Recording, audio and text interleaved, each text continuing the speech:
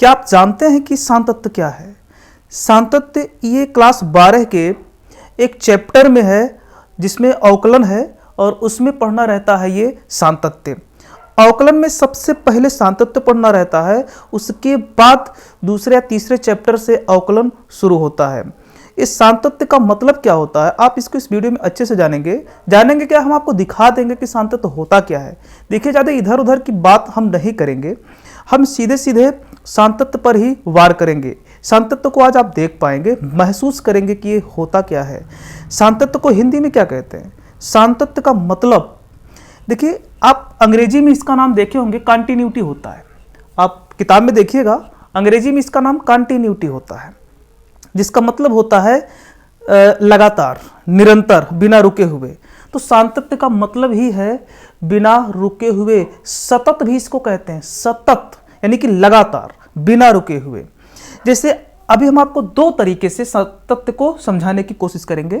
जैसे आपका एक हम पहला स्टेप बता दे रहे हैं, एक वक्र के रूप में, क्योंकि हमें सवाल वक्र के रूप में पढ़ने रहते हैं, तो हम एक वक्र विधि बताएंगे, एक दूसरी तरीका और बताएंगे जो सबसे बेस्ट है, अच्छा है। जैसे अगर हम मान लीजिए इस तरह से कोई एक वक्र खींच दिया, एक बार हमने पेन रखा और वक्र तैयार हो गया, पेन को नहीं उठाया, इसका मतलब यही है कि इसे हम सांतत्य कहेंगे। यानी लगातार चित्र बनता रहा, रुका नहीं, चित्र बनता रहा, बनने के बाद जब पूरा चित्र बन गया तब जाकर के पेन को उठाया गया, कलम उठाया गया, तो इसे कहते हैं कि ये फलन सांतत्य है।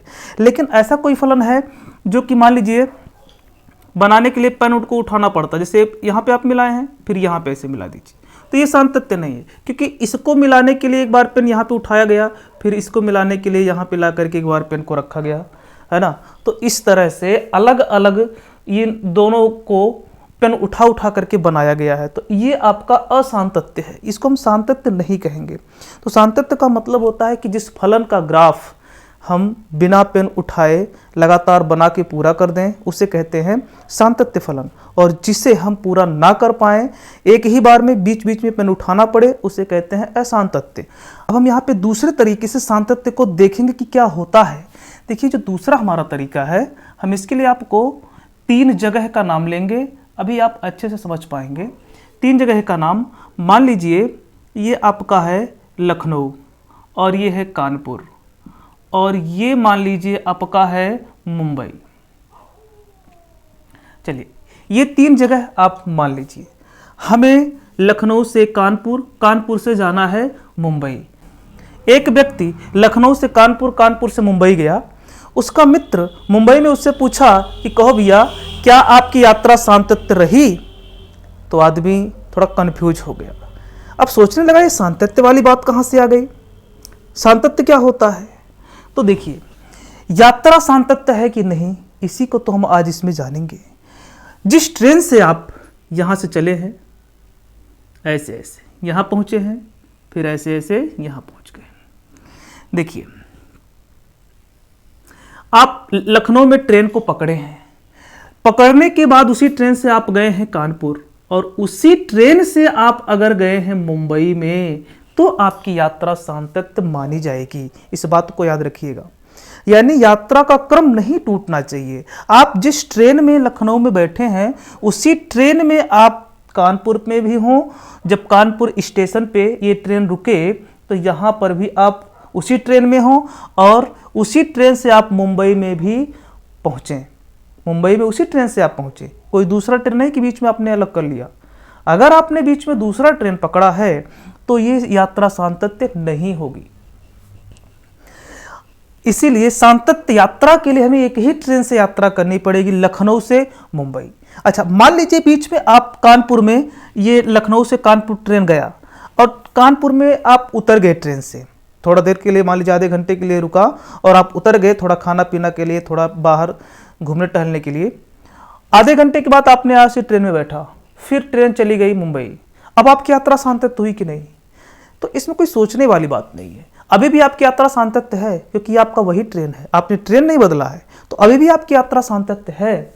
लेकिन मान लीजिए आपने लखनऊ से कानपुर किसी दूसरे ट्रेन में, और कानपुर से मुंबई किसी दूसरे ट्रेन में आप गए हैं, तो यात्रा आपका सांतत्य नहीं है, आपका क्रम यात्रा का टूट गया। ये होता है सांतत्य यात्रा और असांतत्य यात्रा। लेकिन इसको हम गणित में कैसे समझेंगे? गणित में समझने के लिए देखिए वह कौन सा जगह है, वह कौन सा बिंदु है जो कि ये बताएगा कि हाँ ये फलन सांतत्य हो रहा है या नहीं हो रहा है। तो वो बिंदु बीच का होता है, ये वाला, ये बीच का बिंदु होता है, इसे हम फलन fx मान लेते हैं। जैसे कानपुर है ना, यही कानपुर ही आपका तय करेगा कि यात्रा आपकी सांतत्य थी या फिर नहीं थी, क्योंकि आप कानपुर में ही तो चेक करेंगे कि आप लखनऊ से जिस ट्रेन में थे क्या उसी ट्रेन में कानपुर में है और मुंबई में भी हैं, तो ये बात कानपुर में आपका चेक होगा। मुंबई में जाके थोड़ी ना चेक करेंगे, आप कानपुर में चेक करेंगे। तो यही बात है कि यही बीच वाला बिंदु ही तय करता है, तो इसको हम फलन मान लेते हैं fx। इसके बाद इस कानपुर से थोड़ा सा पहले, यहां पर कानपुर से थोड़ा सा पहले हम ये देखते हैं कि क्या आप जिस ट्रेन से लखनऊ से चले थे क्या उसी ट्रेनवा से पहुंचे हैं कानपुर? अगर हाँ तो ठीक है, नहीं तो गड़बड़ है। तो इसीलिए लखनऊ से कानपुर से थोड़ा सा पहले हम एक बार देखेंगे कि आप लखनऊ वाले जिस ट्रेन में थे क्या उसी ट्रेन में हैं। तो इसीलिए थोड़ा सा पहले इसको हम h मान लेते हैं, इसको हम मान लेते हैं। बड़े ध्यान से बातों को सुनिए और समझिएगा। तो अब मान लेते हैं कि यहां से आपका देखिए अब फलन fx है, इसमें आप थोड़ा सा पहले आ गए हैं, थोड़ा सा पहले। तो थोड़ा सा जब पहले हुए हैं तो इसी को कहते हैं लेफ्ट हैंड लिमिट, इसी को लेफ्ट हैंड लिमिट कहते हैं, क्योंकि आप बाएं साइड में आए हैं तो h कम हो गया है ना, यानी h दूरी आप पीछे आए हैं तो ये दूरी कम हो गई, तो फलन में से h माइनस हो जाएगा, क्योंकि आप पीछे आए हैं ना फलन में आप पीछे आए हैं तो फलन में h माइनस हो जाएगा। अच्छा, अब मान लीजिए यहां पे चेक हुआ कि हाँ आप उसी ट्रेन में हैं, चलिए आगे बढ़े, कानपुर में हाँ उसी ट्रेन पे हैं।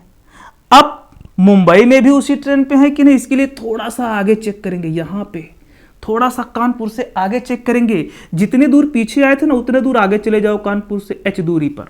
यहाँ पर भी चेक कर लो कि कानपुर से जब निकले हैं तो क्या बीच में तो ट्रेन तो नहीं बदला, वही ट्रेन है। तो यहाँ पे हम फलन में थोड़ा सा आगे बढ़े हैं, h आगे बढ़े हैं, तो h वहाँ पे प्लस कर देंगे और ये हमारा हो जाता है राइट हैंड लिमिट, ये हो जाता है राइट हैंड लिमिट। अब देखिए यदि आप लेफ्ट हैंड लिमिट में हैं, यानी कि आप उसी ट्रेन में हैं और फलन में भी आप उसी ट्रेन में हैं, यानी कि कानपुर में भी उसी ट्रेन पे हैं, अर्थात fx बराबर कानपुर के बाद भी आप उसी ट्रेन पे हैं fx प्लस h। ये तीनों अगर बराबर हैं मतलब आप उसी ट्रेन में हैं, तभी तो तीनों बराबर होगा। अगर ये तीनों बराबर हैं तो आपका जो फलन होगा वो सांतत्य होगा, इस बात को याद रखिएगा, फलन आपका सांतत्य होगा।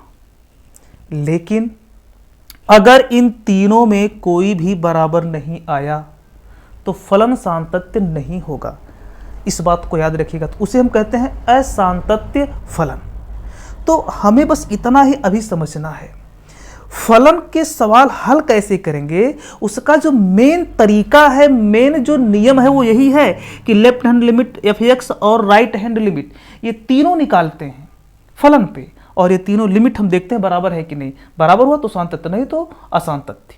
तो अब किसी फलन को लेकर के हम दूसरे वीडियो में आएंगे, वहां पे आप अच्छे से समझ पाएंगे कि फलन को हम सांतत्य चेक कैसे करेंगे। अगर वीडियो अच्छा लगा हो तो अपने दोस्तों के साथ जरूर शेयर करिए और उनको बताइए कि हाँ ये ऐसा वीडियो है जिसपे सांतत्य को दिखाया गया है।